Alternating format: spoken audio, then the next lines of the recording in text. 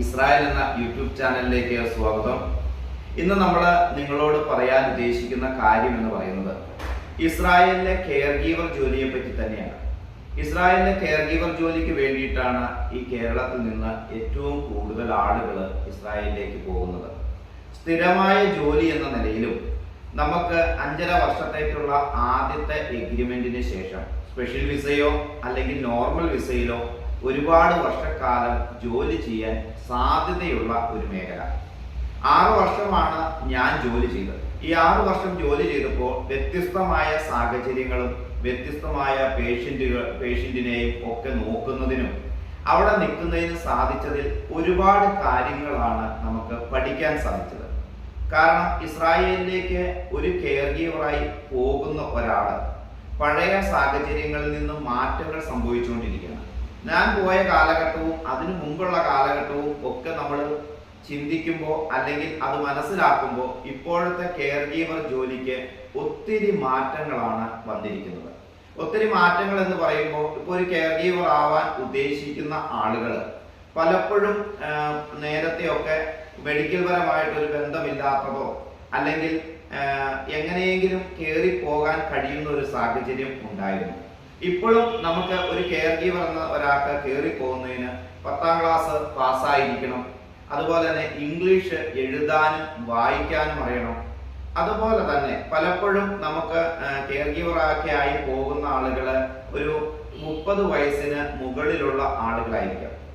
അവർ പല ജോലികൾ ചെയ്തിട്ടുണ്ടാവാം. പലരും മെഡിക്കൽ ഫീൽഡായിട്ട് ബന്ധപ്പെട്ട ആളുകളായിരിക്കാം. പലർക്കും ഒരു ബന്ധമില്ലാത്ത ആളുകളായിരിക്കാം. എന്നാൽ ഇപ്പോൾ കയറി പോകുന്നതിന് ഒട്ടനവധി പ്രശ്നങ്ങൾ നേരിടുന്ന ഒരു സമയമാണ്. കാരണം വെച്ചാൽ നമ്മുടെ പഴയ രീതിയിൽ അത്ര ഈസി ആയിട്ട് കയറി പോകാൻ പറ്റുന്നില്ല. മെഡിക്കൽ ഫീൽഡായിട്ട് ബന്ധപ്പെടുത്തുന്ന അല്ലെങ്കിൽ ഒരു എക്സ്പീരിയൻസ് സർട്ടിഫിക്കറ്റ്, വോളണ്ടിയർ സർട്ടിഫിക്കറ്റ് നിർബന്ധമായിട്ടും വേണം. അതിൽ തന്നെ ഒരുപാട് കാര്യങ്ങൾ ശ്രദ്ധിക്കാനുണ്ട്. അപ്പൊ നമ്മൾ കെയർ ഗീവർ ആയിട്ട് കയറി പോകാൻ ആഗ്രഹിക്കുന്ന ഒരാളെ സംബന്ധിച്ചിടത്തോളം നിങ്ങൾ ചിന്തിക്കേണ്ട, എനിക്ക് കെയർ ഗീവറായി പോകാൻ കഴിയുമോ എന്ന് നിങ്ങൾ തന്നെ ഒന്ന് വിലയിരുത്തണം. അതിനു വേണ്ടിയിട്ട് നമ്മൾ 10ാം ക്ലാസ് പാസ്സായിട്ടുണ്ടെങ്കിൽ അല്ലെങ്കിൽ +2 പഠിച്ചിട്ടുണ്ടെങ്കിൽ, ഡിഗ്രി പഠിച്ചിട്ടുണ്ടെങ്കിൽ മുകളിലേക്ക് എത്ര പഠിച്ചാലും അതൊരു നല്ല കാര്യം തന്നെയാണ്. കാരണം നമ്മളെ സംബന്ധിച്ചിടത്തോളം ഇംഗ്ലീഷ് എഴുതാനും വായിക്കാനും പഠിക്കാനും മനസ്സിലാക്കാനും സാധിച്ചില്ല എങ്കിൽ ഇന്റർവ്യൂ എന്നൊരു കടമ്പ, ഈ കടമ്പയിൽ എത്തുന്നതിന് മുമ്പ് നമുക്ക് മെഡിക്കൽ പഠിക്കാനുണ്ട്, ലോ പഠിക്കാനുണ്ട്, ഹീബ്രു പഠിക്കാനുണ്ട്. ഇതിനെല്ലാം ഇംഗ്ലീഷ് അത്യാവശ്യമാണ്. അപ്പൊ നിങ്ങൾ ആദ്യമായി ചിന്തിക്കേണ്ട ഒരു കാര്യം, എനിക്ക് വേണ്ടത്ര ക്വാളിഫിക്കേഷൻ ഉണ്ടോ? രണ്ടാമത്, ഞാൻ ഇംഗ്ലീഷ് നന്നായിട്ട് സംസാരിക്കുമോ അല്ലെങ്കിൽ എഴുതാൻ കഴിയുമോ, അല്ലെങ്കിൽ അവർ പറയുന്ന കാര്യങ്ങൾ എനിക്ക് പഠിക്കാൻ സാധിക്കുമോ എന്ന് സ്വയം ചിന്തിക്കണം. ഇത് ഓക്കെ ആയ ഒരാളാണ് അടുത്തതായി തിരഞ്ഞെടുക്കേണ്ടത്. നമ്മൾക്ക് ഒരു രജിസ്റ്റേർഡ് ഏജൻസിയാണ്. പലപ്പോഴും പല ആളുകളും ഇപ്പോൾ നമുക്കൊക്കെ കാണാം, വാട്സപ്പിലും യൂട്യൂബിലൊക്കെ ഇഷ്ടം പോലെ തട്ടിപ്പുകൾ കാണാൻ കഴിയുന്നുണ്ട്.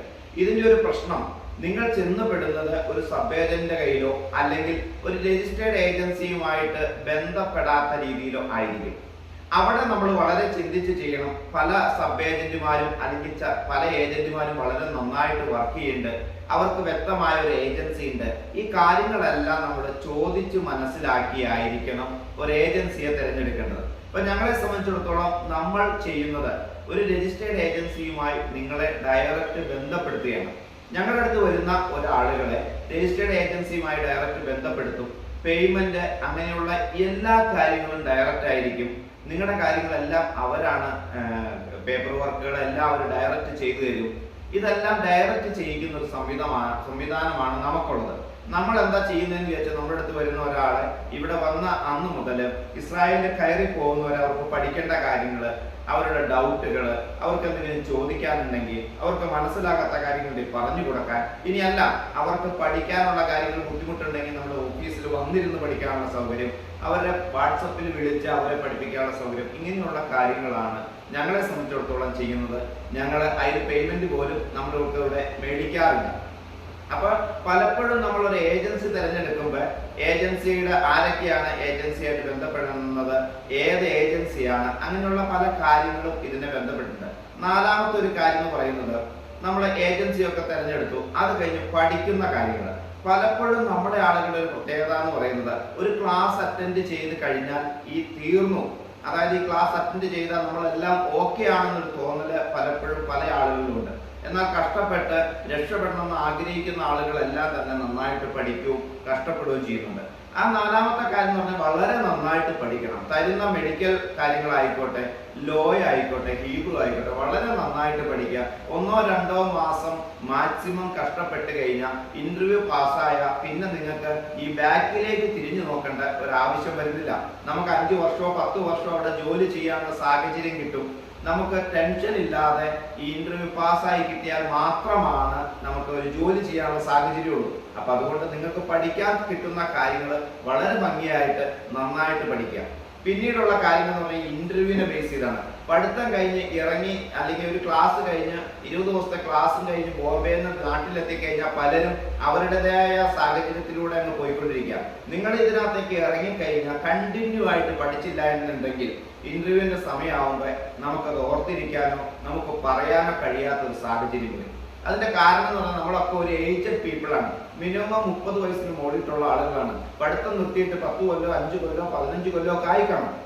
അപ്പൊ നിങ്ങൾക്ക് ഇത് ഓർത്തിരിക്കാനുള്ള കഴിവ് വളരെ കുറവായിരിക്കാം. നമ്മുടെ പ്രായത്തിനനുസരിച്ച് പഠിക്കാനുള്ള മൈൻഡ് വ്യത്യാസം ഉണ്ടാവാം. ഒരുപാട് പ്രശ്നങ്ങളുണ്ട്. അപ്പൊ അതുകൊണ്ട് ഇന്റർവ്യൂവിന് പോകുന്ന ആളുകൾ ഇന്റർവ്യൂവിന്റെ ആ ഡേറ്റ് വരെ നന്നായിട്ട് പഠിക്കുക.